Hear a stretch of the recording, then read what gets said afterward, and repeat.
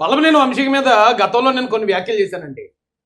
చాలా తీవ్రమైన కోపం వచ్చింది అప్పుడు ఆ సమయంలో నాకు. ఆ వ్యాఖ్యల్ని ఇప్పుడు నేను దాన్ని ఏమనాలి, ఉపసంహరించుకుంటున్నాను.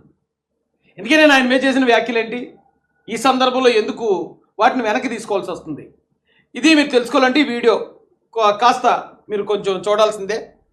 అయితే వల్లభనేని వంశీ అనే వ్యక్తి తెలుగుదేశం పార్టీ కార్యకర్తలకి బద్ధ శత్రువు.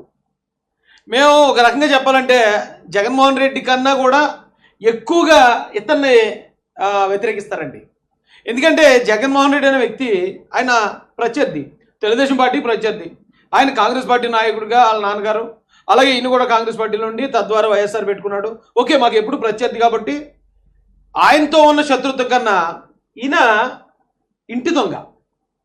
ఇంటి దొంగని ఈశ్వరుడైనా పట్టుకోలేడు అంటారు చూసారా, అలాంటి వెన్నుపోటుదారుడు, తిన్న ఇంటి వాసాలు లెక్క పెట్టిన వ్యక్తి.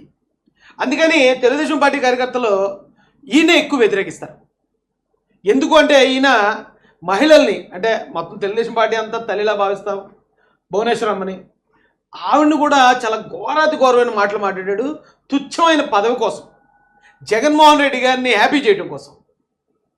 ఇక అంటే ఒక రకంగా తెలుగుదేశం పార్టీ భవిష్యత్తు ఇచ్చింది ఇతనికి రాజకీయ భవిష్యత్తు మొదలైంది తెలుగుదేశం పార్టీలో.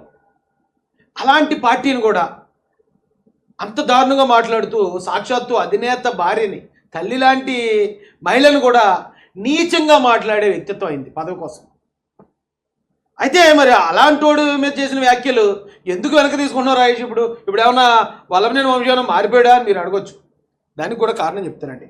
ఆ కారణం చెప్పే ముందు మీరు ఇక్కడ ఫోటోలు చూశారు కదా, ఇది ఒరిజినల్, ఇది ఫేక్ అని పెట్టాం. అంటే ఒరిజినల్ ఫేక్ అంటే ఆ ఫోటో ఒరిజినల్ అని కాదండి. ఫేక్ అంటే ఈ ఫోటో ఫేక్ అని కాదు. మీకు ఒక ఎగ్జాంపుల్ చెప్తాను. బంగారం చాలా విలువ ఉంటుంది బంగారానికి, అంటే ఎక్కువ రేటు ఉంటుంది. 10,000 కూడా అయిపోతున్నట్టుంది ఇప్పుడు గ్రాము. కానీ బంగారాన్ని పోలిన వస్తువులు చాలా ఉంటాయి, మెటల్స్. రోల్డ్ గోల్డ్ సేమ్ బంగారం కానీ ఇంకా బాగుంటుంది. అది రేటు కూడా చాలా తక్కువ ఉంటుంది. కానీ ఎక్కువ మంది బంగారాన్ని ఎందుకు ఇష్టపడతారు, బంగారాన్ని ఎందుకు కొంటారు అంటే అండి, అది ఒరిజినల్. అది నీటిలో పెట్టిన అలాగే ఉంటుంది, ఎండలో పెట్టిన అలాగే ఉంటుంది, అలాగే మంటలో బగబగ మండే మంటలో పెట్టినా సరే బంగారం ఎలా ఉందో అలాగే ఉంటుంది. కానీ రోల్డ్ గోల్డ్ ఎలా ఉండదండి. రోల్డ్ గోల్డ్ని చాలా జాగ్రత్తగా కాపాడుకోవాలి. చాలా జాగ్రత్తగా ఉన్నంత వరకే. నీటిలో పెడితే అది దాని కలర్ పోతుంది, ఎండలో పెడితే కుదరదు. ఇక మంటలో వేసామంటే మాడి మసి అయిపోద్దు, బొగ్గు అయిపోద్ది. కాబట్టి దానికి వాల్యూ తక్కువ ఉంటుంది. నేను ఎందుకు చెప్తున్నాను ఈ కంపారిజన్ అంటే, ఇప్పుడు ఈయన వల్లభనేని వంశీ మీకు తెలుసు, ఆ ఫేస్ కట్ అయిందే. జస్ట్ జైల్లో కొన్ని రోజులు ఉన్నాడు, ఎలా అయిపోయాడు చూడండి. అంటే ఇది కాకి బంగారం, నకిలీ. ఇది జస్ట్ కోటింగ్ అంతే, పైన కోటింగ్ వేస్తే ఇలా ఉంటాడు. ఇది కూడా నేను ఈ బాడీ షేమింగ్ చేయకపోతున్నానండి. ఎందుకు చేస్తున్నాను ఇది కూడా అంటే, ఈయన గతంలో ఒక వీడియో, ఆ టైంలోనే బాగా కోపం వచ్చింది నాకు. చంద్రబాబు నాయుడు గారి వయసు గురించి, ఆయన ముసలోడు అయిపోయాడు, ఆయనకి పలానా వ్యాధి ఉంది, ఆయనకి ఇలాంటి వ్యాధి ఉందని బాడీ షేమింగ్ చేసిన వ్యక్తి. కానీ ఇతను చంద్రబాబు నాయుడు గారు నా మాటలు అనేటప్పుడే ఇతనికి తెలుసు ఇతను అసలు ఆ ఒరిజినల్ రూప్ ఇదని. మన కింద ఇంత నలుపు పెట్టుకుని మరి ఎదుటోళ్ళు అలా మాట్లాడేవంటే ఏమన్నారండి? అయితే మీరు ఇది ఒరిజినల్ ఎందుకని అనుకున్నారు కటౌట్? ఇది చంద్రబాబు నాయుడు గారు అరెస్ట్ అవ్వకముందు ఫోటో. ఇది చంద్రబాబు నాయుడు గారు అరెస్ట్ అయ్యి 50 రోజుల పైగా జైల్లో ఉన్న తర్వాత ఆయన ఫోటో. ఇది ఏం తేడా ఉందండి? మీకు బంగారం సంవత్సరం కాదు, 10 సంవత్సరాలు, 20 సంవత్సరాలు, 50 సంవత్సరాలు, 100 సంవత్సరాలు అయినా సరే ఎలా ఉన్నదో అలాగే ఉంటుంది. అంటే ఇది ఒరిజినల్. వీళ్ళిద్దరికీ కంపారిజన్ కాదండి. అసలు కంపేర్ చేయడానికి ఈయనేంటండి బాబు, ఏనా శకరం లాంటి వ్యక్తి. ఈయన ఈ రోజున అరెస్ట్ అయ్యాడు, జైల్లో ఉన్నాడు. గతంలో చంద్రబాబు నాయుడు గారు అరెస్ట్ అయినప్పుడు చాలా నోరు పారేసుకున్న వ్యక్తి. కానీ చంద్రబాబు నాయుడు గారు అరెస్ట్ అయినప్పుడు దేశ విదేశాల్లో అండి, ఇక్కడ కాదు, ఆంధ్రాలో, తెలంగాణలో, కేరళలో, కర్ణాటకలో, తమిళనాడులో, ఇది కాక ఆస్ట్రేలియాలోను, అమెరికాలోను, వెస్టర్న్ కంట్రీస్లో, గల్ఫ్ కంట్రీస్లో వేలాది మంది జనం బయటకు వచ్చారు. అంతెందుకండి, నాలాంటోడే జనరల్గా ఎక్కువ ఏవి పెద్దగా రాజకీయాలు సెంటిమెంట్గా తీసుకోము మేము. అలాంటి నేనే ఆయన త్వరగా రిలీజ్ అవ్వాలని చెప్పి దాదాపు 200-300 మెట్లు ఉంటాయి, మోకాలు తెక్కించానంటే ఆయన జైల్లో పెట్టారు అన్నప్పుడు అందరూ సెంటిమెంట్లు అయిపోయామండి. ఎలా అన్న అదేంటి అంత మంచి వ్యక్తిని జైల్లో పెట్టడం, అది తప్పుడు కేసులో పెట్టడం, ఆయన ఎలాగన్నా బయటికి రావాల్సిందే అని కోరుకున్న వాళ్ళు నాలాంటి వాళ్ళే కాదండి, దేశ విదేశాల్లో ఉన్నారు ప్రజలు. ఆ రోజు మేము ఇంత బలంగా కోరుకుంటే సజ్జల రామకృష్ణారెడ్డి లాంటి వాడు కూడా ఏంటి ఆ మెట్లు ఏంటి, ఆ పాకటం ఏంటి, ఆ దేగడం ఏంటి అని హేళనగా మాట్లాడారు ఆ రోజు. కానీ ఈరోజు వైసీపీ నాయకులు చాలామంది అరెస్ట్ అవుతున్నారు. కనీసం ఒక్క వైసీపీ కార్యకర్తను ఎక్కడైనా నిరసన తెలియజేస్తున్నాడా? ఒక్కడో. వల్లంనేని వంశీ నేను తోపుని తురువుని నా అంత పోటుగా లేడని చెప్పుకొస్తాడు. అన్ని రోజులు జైల్లో ఉన్నాడు, ఇక ఇలాగ అయిపోయాడు. అందరూ శేషు సినిమాలో రాజశేఖర్గా అయిపోయాడని కామెడీ చేస్తున్నారు. ఒక్కడన్నా బాధ చూపించాడా? మహాసముద్రానికి అందులో ఉన్న కాకిరెట్టుకున్న తేడా ఇదే అండి. ఇప్పుడు మనం ఆకాశం మీద కూడా ఉమ్మేసేస్తాం, అది తర్వాత మన ముఖమే పడిన తర్వాత కానీ తెలీదు. ఇలాంటి వల్లంనేని వంశీ లాంటి వాళ్ళు ఎంతోమంది చంద్రబాబు నాయుడు గారిని, ఆయన వ్యక్తిత్వాన్ని ఆయన కించపరుస్తూ మాట్లాడేస్తే ఆయన చులకన అయిపోతాడు, ఆయన క్యారెక్టర్ని బదనాం చేసేయచ్చు, జనాల్లో లోకు చేసేయచ్చు అనుకుంటే అయ్యే క్యారెక్టర్ కాదండి అయింది.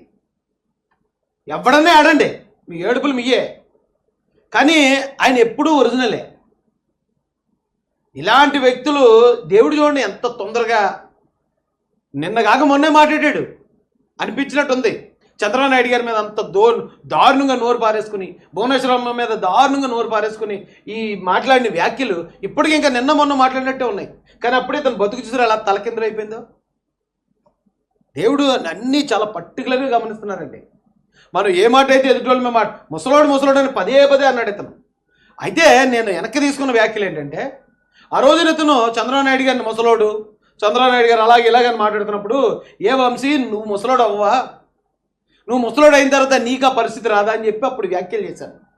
ఆ వ్యాఖ్యలను వెనక్కి తీసుకుంటున్నాను. ఎందుకంటే ఇతను ఆల్రెడీ ముసలోడు, ఇంకెప్పుడు ముసలోడు అవ్వాలి? ముసలోడిని మళ్ళీ నువ్వు ఎప్పుడో ముసలోడు అవుతావు అని నేను చేసిన వ్యాఖ్యలు ఏవైతే ఉన్నాయో ఆ వ్యాఖ్యలు వెనక్కి తీసుకున్నాను. ఎంత టెంకరింగు, ఎంత పెయింటింగు, ఎంత పుట్టి వర్క్ చేస్తే ఇలా కొంటున్నాడు ఇతను.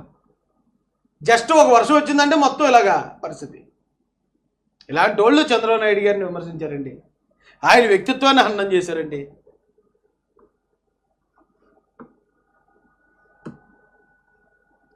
రాజు ఎప్పుడు బలవంతుడై ఉండాలటండి. బలవంతుడైన రాజు ఉన్న రాజు ఏ రాజ్యం అయినా సరే సుభిష్టంగా చాలా పటిష్టంగా ఉంటుందట. ఆంధ్రప్రదేశ్కి ప్రజాస్వామ్యబద్ధంగా ఎన్నుకోబడిన ముఖ్యమంత్రి ఇలాగే బలంగా ఉండాలండి.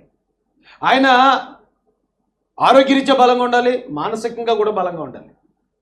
ఇప్పుడున్న ఈ ఆల్మోస్ట్ వేట కుక్కల లాంటి రాజకీయ నాయకులను ఎదుర్కోవాలంటే, వేట కుక్కల లాంటి రాజకీయ నాయకులండి మానసికంగా చంపేస్తారు, శారీరకంగా హింసిస్తారు. దాదాపు 50 రోజుల పైనే దోమలు, బీభత్సమైన దోమలు ఉన్న రూములో కనీసం ఎటువంటి ప్రికాషన్ కూడా తీసుకోకుండా 50 రోజుల పైనే ఈ రాష్ట్రానికి దాదాపుగా అప్పటికే 14 సంవత్సరాలు ముఖ్యమంత్రి చేసిన వ్యక్తిని, ఈ రాష్ట్రాన్ని అభివృద్ధి చేసిన వ్యక్తిని తీసుకెళ్ళి ఆ చీకటి గుట్లో పారేసినట్టు పారేశారు. పారేస్తే నువ్వు బంగారాన్ని ఎక్కడైనా పారే, బంగారం తీసి నీటిలో పారే, లేకపోతే మంటలో పారే, లేదా గొయ్యి తీసి గోతులు కప్పిడి. 10 సంవత్సరాలు కాదు, 100 సంవత్సరాల తర్వాత అది అలాగే మెరుస్తూ ఉంటుంది. ఇది కూడా అంతే.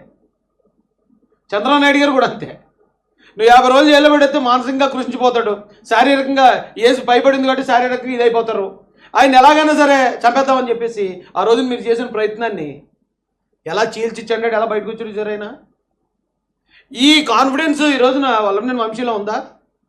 లేకపోతే జైలుకు పోయి వస్తున్న ఏ వైసీపీ నాయకులన్నా ఉందా? తప్పు చేయకుండా అంటే నిజాయితీలో ఉండే పొగరంటారు కదండి, అదే ఇది. తెలుసుకోవాలి ఇప్పటికన్నా. జగన్మోహన్ రెడ్డి గారు కూడా అరెస్ట్ అయినప్పుడు అండి కేవలం వాళ్ళ ఫ్యామిలీ మాత్రమే, కేవలం ఆయన అప్పుడు అరెస్ట్ చేసినప్పుడు, ఒకవేళ రేపు అరెస్ట్ అవుతారని అన్నారు, మరి అయితే ఎవరు వస్తారో బయటకు ఎవరో నాకు తెలియదు. కానీ చంద్రబాబు నాయుడు గారు అరెస్ట్ అయితే ప్రపంచం మొత్తం బయటకు వచ్చింది. ఆయన ఇక్కడ జైలు నుంచి రిలీజ్ అయ్యి హైదరాబాద్ వెళ్ళేదాకా ఏదో దేవుడు ఊరేగింపు చేసినట్టు చేశారు.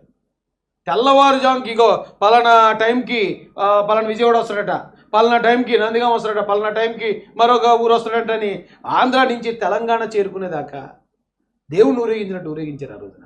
మా ఇంకా గుర్తున్నాయండి. ఇప్పుడు ఈ వల్లభనేని వంశీ వీడియో చూశానండి, బాగా వైరల్ అవుతుంది. ఈ వీడియో చూసిన తర్వాత గుర్తొచ్చింది నాకు.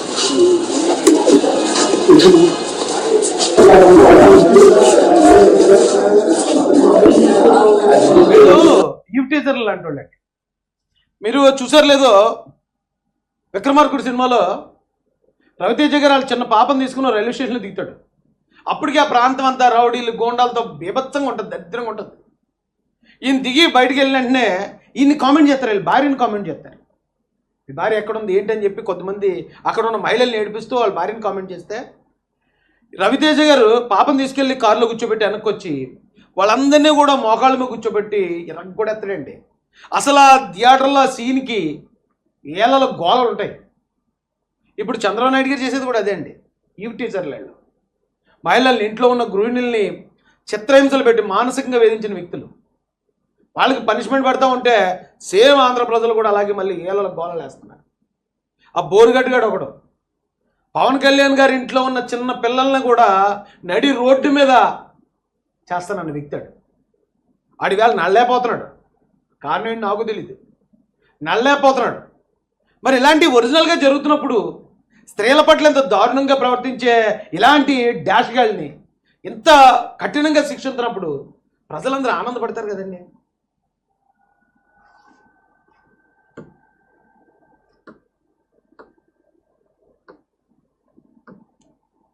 అదండి పరిస్థితి. ఆ వీడియో చూసా గుర్తొచ్చింది నాకు, చంద్రబాబు నాయుడు గారి గురించి చెప్పాలనిపించింది.